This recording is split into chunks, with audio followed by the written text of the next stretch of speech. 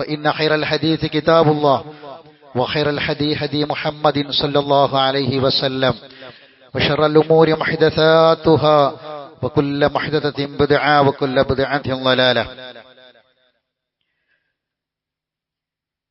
أعوذ بالله من الشيطان الرجيم. ونفس وما سواها فألهمها فجورها وتقواها قد أفلح من زكاها وقد خاب من دساها.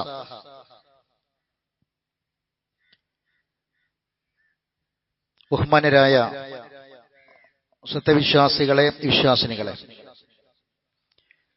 ജീവിതത്തിന്റെ എല്ലാ മേഖലകളിലും അള്ളാഹുവിന്റെ വിധിവിലക്കുകളെ സൂക്ഷിക്കണമെന്ന് ഓർമ്മപ്പെടുത്തുകയാണ്.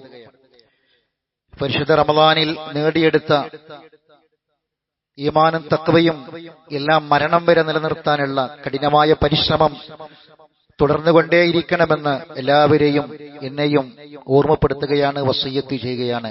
അള്ളാഹു നമ്മെ എല്ലാവരെയും അതിനനുഗ്രഹിക്കുമാറാവട്ടെ. ഇന്ന് ഈദുൽ ഫിത്തർ ആഘോഷിക്കുകയാണ്. എന്താണ് ഫിത്തർ? ഈദ് ആവർത്തിച്ചാവർത്തിച്ചു വരുന്നു, അതാണ് ആഘോഷം. എന്താണ് ഫിത്തർ? അതൊരു തിരിച്ചുപോക്കാണ്. എന്തിലേക്കുള്ള തിരിച്ചുപോക്ക്? ഒരു വിരാമമാണ്. ശഅബാനിൽ ഉണ്ടായിരുന്ന ജീവിതമായിരുന്നില്ല റമളാനിൽ നമുക്കുണ്ടായിരുന്നത്. നമ്മുടെ ഭക്ഷണത്തിലും നമ്മുടെ മറ്റ് വിഷയങ്ങളിലുമെല്ലാം നമുക്ക് അനുവദിക്കപ്പെട്ട പലതും നമുക്ക് റമളാനിന്റെ പകലുകളിൽ ഹറാമായിരുന്നു. വളരെ വലിയ സൂക്ഷ്മതയുണ്ടായിരുന്നു. ഇനി ഒരു തിരിച്ചുപോക്ക്, പ്രകൃതിയിലേക്കുള്ള തിരിച്ചുപോക്ക്. എങ്ങനെയാണ് തിരിച്ചുപോക്ക്? റമളാനിന് മുമ്പുണ്ടായിരുന്നതെല്ലാം വീണ്ടും കൊണ്ടുവരിക എന്നതല്ല. ഫിത്തറിനെ കുറിച്ച് പണ്ഡിതന്മാർ പറഞ്ഞത് യഅനി അൽ ഔദതു ഇല ത്വബീഅ, പ്രകൃതിയിലേക്ക്, ശുദ്ധമായ പ്രകൃതിയിലേക്കുള്ള മടക്കമാണ്. അൽ മുസ്ലിമൂന അല്ലദീന കർറസു അൻഫുസഹും തിവാല ശഹ്രി റമളാൻ. മുസ്ലിമീങ്ങൾ ഒരു മാസക്കാലം ഒരു നിയന്ത്രണത്തിലായിരുന്നു. യഊദൂനൽ ആൻ ഇലാ ത്വബീഅതിഹിം അൽ യൗമിയ്യ, അവരുടെ നിത്യജീവിതത്തിന്റെ പ്രകൃതിയിലേക്ക് അവർ മടങ്ങുകയാണ്. അതാണ് ഫിത്തർ. സഹോദരങ്ങളെ, കുല്ലു മൗലൂദിൻ യുവലദു അലൽ ഫിത്ര, എല്ലാ ഓരോ കുഞ്ഞും ജനിക്കുന്നത് ശുദ്ധമായ പ്രകൃതിയിലാണ്. ഫിത്തർ വിരാമമാണെങ്കിൽ ഫിത്രത്ത് ശുദ്ധമായ പ്രകൃതിയിലേക്കുള്ള മടക്കമാണ്. എന്താണ് ഇസ്ലാം നൽകുന്ന ശുദ്ധമായ പ്രകൃതി? നമുക്കറിയാം, മനുഷ്യൻ ഈ ഭൂമിയിൽ എങ്ങനെ ജീവിക്കണം, എങ്ങനെ ജീവിച്ചാലാണ് മനുഷ്യന് ഈ ഭൂമിയിൽ എന്തിന് സൃഷ്ടിക്കപ്പെട്ടു അതിന് ലക്ഷ്യം നേടിയെടുക്കാൻ കഴിയുള്ളൂ. മനുഷ്യനെ സൃഷ്ടിക്കുമെന്ന് പറഞ്ഞപ്പോ മലക്കുകൾ പറഞ്ഞ മറുപടിയുണ്ട്,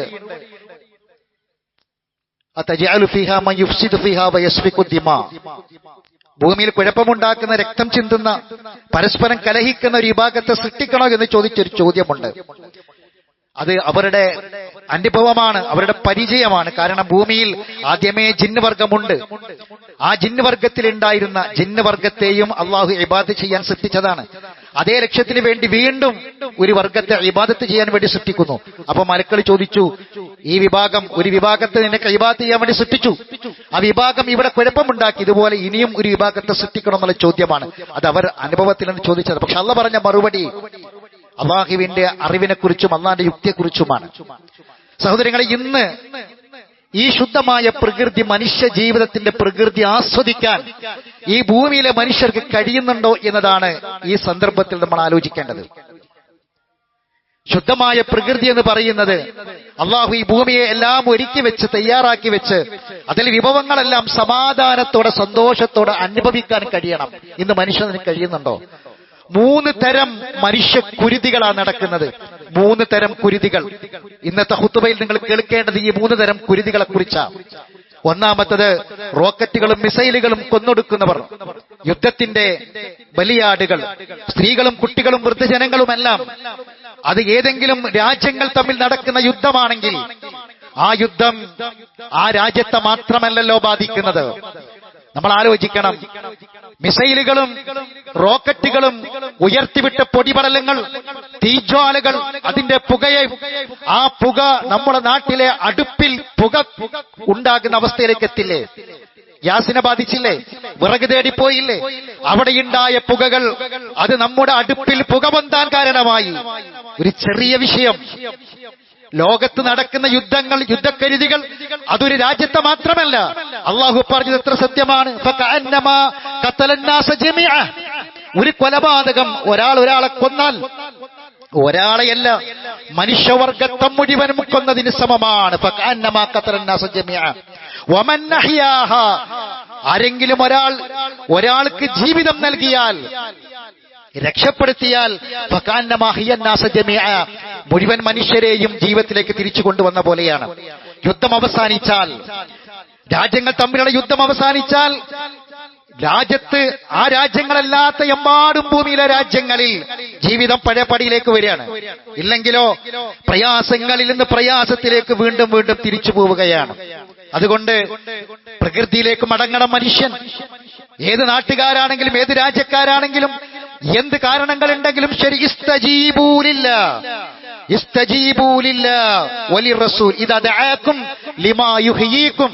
നിങ്ങൾക്ക് പച്ചയായ ജീവിതം നൽകുന്നതിലേക്ക് അല്ലാഹും അവന്റെ റസൂലും നിങ്ങൾ വിളിക്കുമ്പോൾ നിങ്ങൾ അതിന് ഉത്തരം കൊടുക്കണം. ഇസ്തജീബൂലില്ല. ഏതിലേക്കാണ്? ലിമാ യുഹ്യീക്കും, നിങ്ങൾക്ക് ശരിയായ ജീവിതം നൽകുന്നതിലേക്ക്. രാവിലെ ഉണർന്ന് രാത്രി ഉറങ്ങുന്നത് വരെ സമാധാനത്തോടെ, സന്തോഷത്തോടെ, പ്രയാസങ്ങളും പ്രതിസന്ധികളും ഇല്ലാതെ നല്ല രൂപത്തിൽ ജീവിക്കണം. ആ ജീവിത ശൈലിയാണ്, പ്രകൃതിയാണ്. ആ പ്രകൃതിയുടെ മടക്കമാണ് സഹോദരങ്ങളെ ഇസ്ലാമിലേക്കുള്ള മടക്കം. അതിന്റെ നിയമമാണ് ഇസ്ലാമിന്റെ നിയമം. അതിലേക്കാണ് അല്ലാഹു തആല ക്ഷണിക്കുന്നത്. അപ്പോൾ ഒന്നാമത്തെ കുരുതി ലോകത്ത് രാജ്യങ്ങൾ തമ്മിലുള്ള കുരുതികളാണെങ്കിൽ, രണ്ടാമത്തെ കുരുതി നമ്മുടെ വീട്ടിലും നമ്മുടെ നാട്ടിലും നമ്മുടെ കുടുംബത്തിലും നടക്കുന്ന കുരുതികളാണ്. കുടുംബ വഴക്കിനെ തുടർന്ന് ഒരു ഓട്ടോറിക്ഷയിലിട്ട് ഒരു ചെറുപ്പക്കാരനെ തന്റെ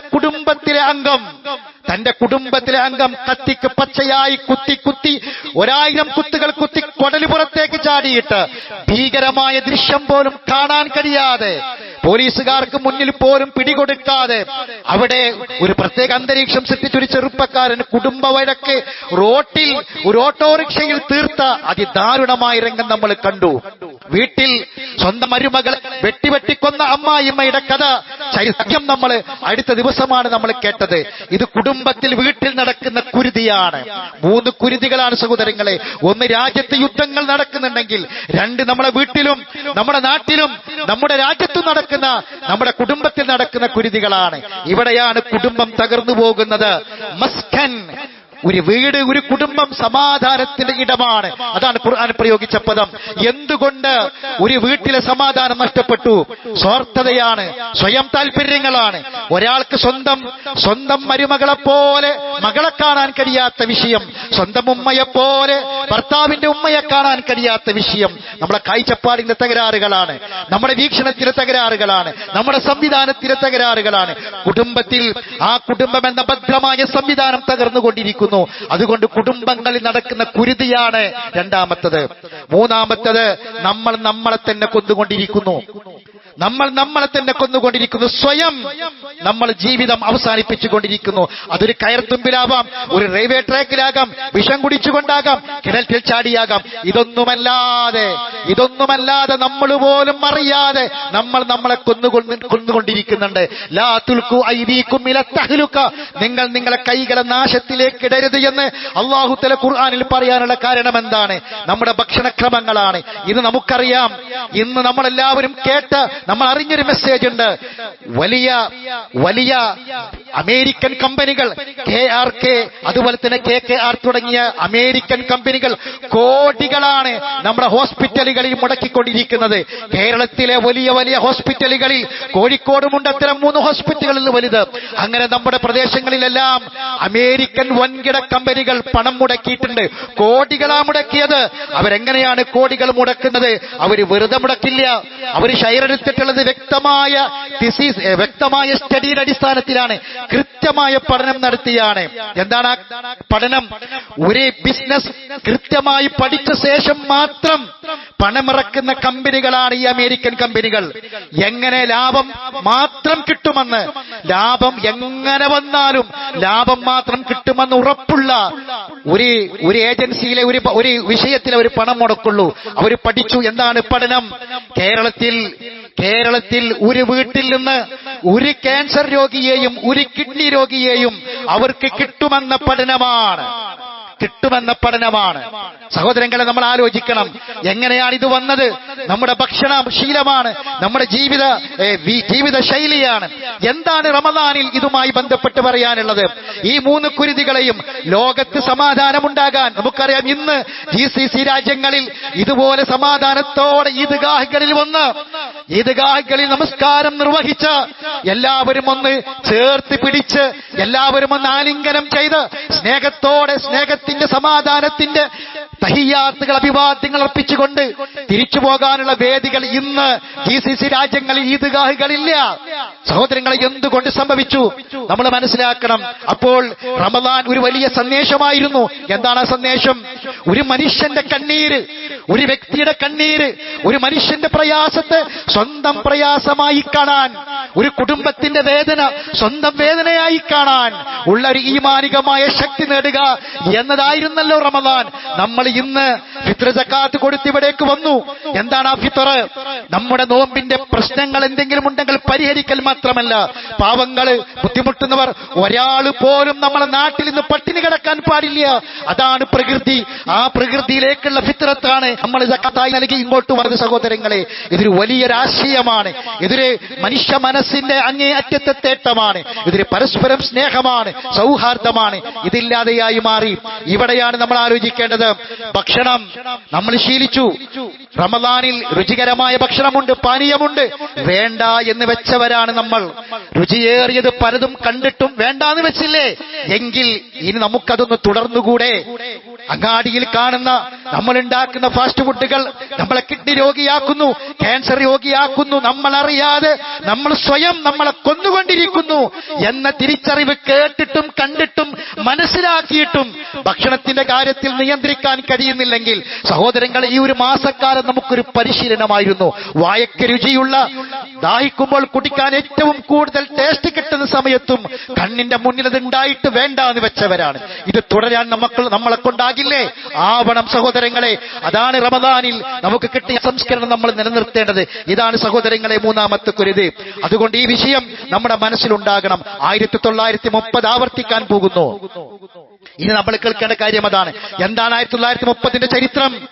ഉൽപ്പാദിപ്പിച്ച രാജ്യങ്ങളിൽ നിന്ന് ഉൽപ്പാദിപ്പിച്ച വസ്തുക്കൾ കയറ്റുമതി ചെയ്യാൻ കഴിഞ്ഞില്ല. ഉൽപ്പാദിപ്പിച്ചവരും പട്ടിണിയിൽ, അത് തേടി എത്തേണ്ട രാജ്യങ്ങളും പട്ടിണിയിലായി. തിരൂർ മാർക്കറ്റിൽ തൊട്ടടുത്ത പ്രദേശത്ത് പോയി നോക്കിയാൽ ചീഞ്ഞുപോയ, നഷ്ടപ്പെട്ടുപോയ പച്ചക്കറികളും ഫ്രൂട്ട്സുകളും അടക്കം എത്ര ആളുകൾക്കാണ് സാമ്പത്തികമായ പ്രയാസങ്ങൾ വന്നത്? നമ്മൾ ആലോചിക്കണം. 1930 അതേ അവസ്ഥയിലേക്ക് നമ്മുടെ രാജ്യം അതിന്റെ മുന്നിൽ നിൽക്കുകയാണ്. മുന്നോട്ട് പോകുമോ പിന്നോട്ട് വരുമോ എന്ന് നമുക്കറിയില്ല. ഈദ്ഗാഹുകളിൽ നമ്മുടെ മനസ്സുകൾ ആത്മാർത്ഥമായ പ്രാർത്ഥനയുണ്ടാകണം. അതോടൊപ്പം നമ്മളൊന്ന് ജീവിക്കാൻ പഠിക്കുക, ധൂർത്തൊഴിവാക്കുക, പൊങ്ങച്ചങ്ങളും ആർഭാടങ്ങളും ഒഴിവാക്കുക. സാമ്പത്തിക പ്രതിസന്ധി വരാൻ പോകുന്നു, വലിയ സാമ്പത്തിക പ്രതിസന്ധി വരാൻ പോകുന്നു. അതുകൊണ്ട് സമ്പത്ത് സൂക്ഷിച്ചുപയോഗിക്കുക. ഭക്ഷണപാനീയങ്ങൾ വെറുതെ കളയരുത്, വസ്ത്രങ്ങൾ വെറുതെ വാങ്ങിക്കൂട്ടരുത്, ധൂർത്തുകളും പൊങ്ങച്ചങ്ങളും ആർഭാടങ്ങളും ഉണ്ടാകരുത്. ഒരു വലിയ സാമ്പത്തിക പ്രതിസന്ധിയെ നമ്മൾ മുന്നിൽ കാണണം. ആ ഒരു സാഹചര്യമാണ് നമ്മളെ മുന്നിലുള്ളത്. അതുകൊണ്ട് ആ ഒരു പ്രയാസത്തിലേക്ക് നമ്മൾ പോകുമെന്നതിനാൽ സൂക്ഷ്മതയോടെ ശ്രദ്ധിക്കുക, കൈകാര്യം ചെയ്യുക. നമ്മളെ ആർജിച്ചെടുത്ത ഒരു തഖ്വയുണ്ട്, ഈമാനുണ്ട്. നമ്മുടെ വായയും നമ്മുടെ മനസ്സും ശുദ്ധമായിരുന്നു ഒരു മാസക്കാലം. മല്ലയത് ഖൗല സൂരി വൽ അമല ബിഹി ലൈസ ലില്ലാഹി ഹജ്ജ. അത് റമദാനിൽ മാത്രമല്ല. അനാവശ്യ വാക്കുകൾ, കുത്തുവാക്കുകൾ, പരിഹാസങ്ങൾ അതുണ്ടാകരുത്. ഏപ്രിൽ 9 ആ ഡേറ്റിന്റെ പുറത്തേക്ക് നമുക്കറിയാം ഒരു ഇലക്ഷൻ പ്രഖ്യാപിച്ചിട്ടുണ്ട്. അതുകൊണ്ട് നമ്മൾ സംസ്കാരം ഉള്ളവരാകണം. ഈ സംസ്കാരം നിലനിർത്തണം. കുത്തുവാക്കുകളും പഴികളും ആക്ഷേപങ്ങളും ഉണ്ടാകരുത്. രാഷ്ട്രീയ ബോധം ആവശ്യമാണ്. അരാഷ്ട്രീയവാദം, അവിശുദ്ധ കൂട്ടുകെട്ട് നമുക്ക് വേണ്ട. മതവിശ്വാസം അടിയറ വെച്ചുള്ള രാഷ്ട്രീയം നമുക്ക് വേണ്ട. രാഷ്ട്രീയം അത് രാഷ്ട്രത്തിന് വേണ്ടിയാണ്, ജനങ്ങൾ ജനങ്ങൾക്ക് വേണ്ടിയാണ്, നന്മക്ക് വേണ്ടിയായിരിക്കണം. അധികാരം കൊതിച്ചുകൊണ്ടാവരുത്, സ്ഥാനമാനങ്ങൾ ആഗ്രഹിച്ചുകൊണ്ടാവരുത്. സ്ഥാനമാനങ്ങളും അധികാരങ്ങളും ആരാഗ്രഹിച്ചോ ആ ആഗ്രഹിച്ചവർക്കൊന്നും തന്നെ തേടി വരുന്നത് സ്വീകരിക്കുകയല്ലാതെ ഏതധികാരം ആര് ചോദിച്ചു വാങ്ങിയാലും അതുകൊണ്ട് നീതി പുലർത്താൻ കഴിയുകയില്ല എന്നത് ഇസ്ലാമിന്റെ ചരിത്രമാണ്, ഇസ്ലാമിന്റെ അധ്യാപനങ്ങളാണ്. അതുകൊണ്ട് രാഷ്ട്രീയം ആവശ്യമാണ്, എന്നാൽ മതം ഒഴിവാക്കിക്കൊണ്ടുള്ള ഒരു പ്രവൃത്തിയും നമ്മളിൽ ഉണ്ടാകാൻ പാടില്ല. സഹോദരങ്ങളെ, കുടുംബത്തെ ചേർത്ത് പിടിക്കുക. നമ്മുടെ കൈകൾ പിടിച്ച്, നമ്മുടെ വിരലുകൾ പിടിച്ച് ഇവിടേക്ക് വന്ന നമ്മുടെ മക്കൾ, നമ്മുടെ മടിയിലിരിക്കുന്ന മക്കൾ നമ്മുടെ കൈകൾ തട്ടിത്തെറിപ്പിച്ചു പോകുന്നവരാവരുത്. നമ്മുടെ മക്കളുടെ കൈകളിലേക്ക് കൊടുക്കേണ്ടത് കൊടുക്കണം, മറന്നു പോകരുത്. കൊടുക്കേണ്ടത് കൊടുക്കാതിരുന്നാൽ ആ നമ്മുടെ കൈകൾ തട്ടിത്തെറിപ്പിച്ച് അവർ പോകും, യാതൊരു സംശയവും വേണ്ട. തസ്കിയത്തും തർബിയത്തും നൽകണം. ഒരു അവധിക്കാലമാണ് വരുന്നത്, അവർക്ക് നമ്മൾ ഇസ്ലാമികമായ ബോധങ്ങൾ നൽകണം, ഇസ്ലാമികമായ വേദികളിലേക്ക് അവരെ പറഞ്ഞേക്കണം. അവരെ കൈകളിൽ കൊടുക്കേണ്ടത് കൊടുക്കാത്ത മാതാപിതാക്കൾ അവരെ കൈകളിൽ പിന്നെ മറ്റു പലതുമായിരിക്കും ഉണ്ടാവുക. അവരുടെ ചുണ്ടുകളിലും അവരുടെ നാവുകളിലും അവരുടെ കൈപ്പത്തികളിലും അവർ തിരയുന്നത് മറ്റു പലതുമായിരിക്കും. ഭീകരമായ ഗ്രാഫാണ് സഹോദരങ്ങളെ, ഇതിന്റെ കണക്ക് ഭീകരമാണ്.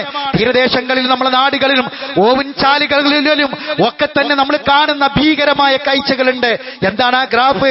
2020 4650 ലഹരി കേസുകളാണെങ്കിൽ 2021 5334 2022 20,000 ആയെങ്കിൽ 2025 ഇതിന്റെ 4 ഇരട്ടി ലഹരിയോടൊപ്പം പ്ലസ് കൊലപാതകങ്ങൾ അടക്കമുള്ള കേസുകൾ. ലഹരി വിമോചന കേന്ദ്രങ്ങളിൽ സ്ഥലമില്ല. ഈ പറഞ്ഞ കേസിൽ, ഈ എണ്ണത്തിൽ 20 വയസ്സിന് താഴെയുള്ള 5000-ലധികം പേരുണ്ട്. അതിലേറെയും 18 വയസ്സിന് താഴെയാണ്. അതുകൊണ്ട് നമ്മൾ ഓർക്കണം, ഈ ചിന്ത നമ്മളെ മനസ്സിൽ വരണം. നമ്മളെ കുടുംബം തകർന്നു പോകരുത്, കരയേണ്ടി വരുന്നൊരവസ്ഥയുണ്ടാകരുത്, നമ്മുടെ കുടുംബം താളം തെറ്റുന്ന അവസ്ഥയുണ്ടാകരുത്. നമ്മുടെ നമസ്കാരവും നോമ്പും എല്ലാം വീടിനെ കുറിച്ച് ഓർക്കുമ്പോ, മക്കളെ കുറിച്ച് ഓർക്കുമ്പോ തകർന്നു പോകുന്ന അവസ്ഥയിലേക്ക് വരരുത് സഹോദരങ്ങളെ. അതുകൊണ്ട് ശക്തമായ ഭദ്രമായ ഒരു കെട്ടിപ്പടുക്കൽ കുടുംബരംഗത്ത് നമുക്ക് ആവശ്യമാണ്. രോഗികളുണ്ട്, പ്രയാസപ്പെടുന്നവരുണ്ട്, കരഞ്ഞു ജീവിക്കുന്നവരുണ്ട്. അല്ലാഹുവേ, അവർക്ക് നീ സമാധാനം പ്രദാനം ചെയ്യണമേ, ആശ്വാസം പ്രദാനം ചെയ്യണമേ. അവർക്ക് വേണ്ടി നമ്മൾ പ്രാർത്ഥിക്കുക, കുടുംബങ്ങളെ സന്ദർശിക്കുക, പ്രായമായ മാതാപിതാക്കളെ സന്ദർശിക്കുക, രോഗികളെ സന്ദർശിക്കുക, അവരെ ചേർത്ത് പിടിക്കുക, അവർക്ക് വേണ്ടത് നൽകുക, അവർക്ക് വേണ്ടി പ്രാർത്ഥിക്കുക. നാളെ നമുക്കും ഈ രോഗാവസ്ഥ വരാം, അവർ കിടക്കുന്ന പോലെ നമ്മളും കിടന്നു പോകാം. അതുകൊണ്ട് ആരോഗ്യമുള്ള സമയത്ത് രോഗികളെ കുറിച്ച് ഓർക്കുക, അവർക്ക് വേണ്ടി പ്രാർത്ഥിക്കുക, അവരെ നമ്മൾ അവർക്ക് ചെയ്യുക. സഹോദരങ്ങളെ, നമ്മൾ റമദാനിൽ ഒരു മാസക്കാലം